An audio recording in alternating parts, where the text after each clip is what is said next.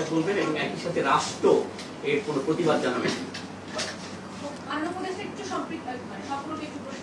আপনি এর আগের দিন খুশির প্রসঙ্গে বলছিলেন যে আমি একটা প্রশ্ন করেছি। আচ্ছা সম্পূর্ণ, হ্যাঁ হ্যাঁ, আচ্ছা করে রাখুন, আমি একটা আপনি বলেছিলেন যে বাংলাদেশকে ভারত কোনো চাপে ফেলতে চায় না। আমি কি বলেছি আমি আবার বলবো। হ্যাঁ হ্যাঁ হ্যাঁ, আমি শেষ করি, আমার প্রশ্ন শেষ হয়।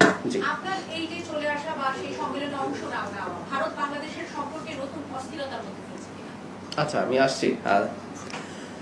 আমি আগের ব্রিফিং এর মানে এই ব্রিফিংটা আমার থাকার কথা ছিল না, আমার আজও ভারতেই থাকার কথা ছিল, কিন্তু ঘটনাচক্রে হিয়ার।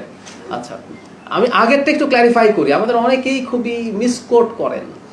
আমি নিজ থেকে সীমান্তে পুশিন নিয়ে কোনো কথা বলিনি, আমি একটা প্রশ্ন রেসপন্ড করেছি।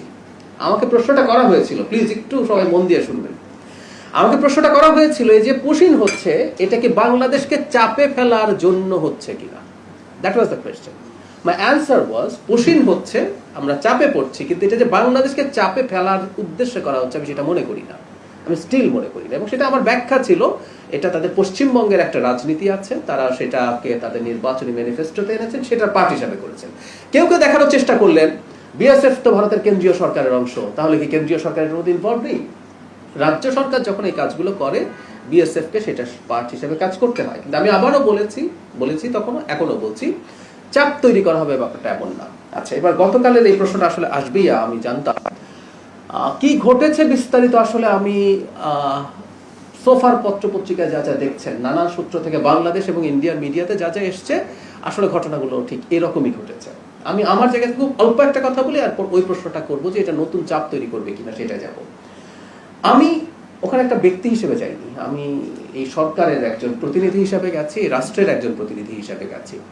ফলে আমার সাথে ওখানে যা হয়েছে আমার কাছে মনে হলো যে আমাদের ইনস্ট্যান্ট একটা প্রতিবাদ করা দরকার।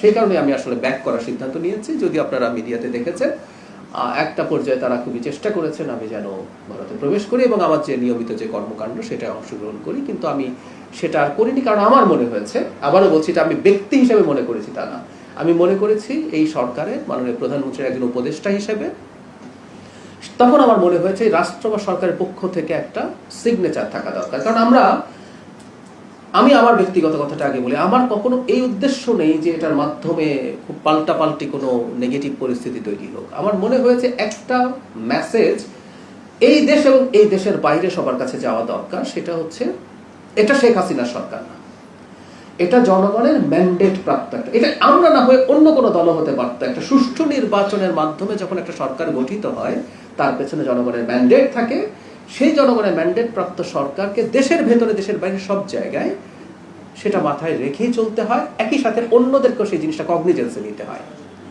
সেই কারণে আসলে কাজটা করা, এবং বাংলাদেশের সাথে ভারত না শুধু, অন্য যে কোনো দেশের সাথে ভবিষ্যতে যে কোনো এনগেজমেন্টে আমরা আমাদের একটা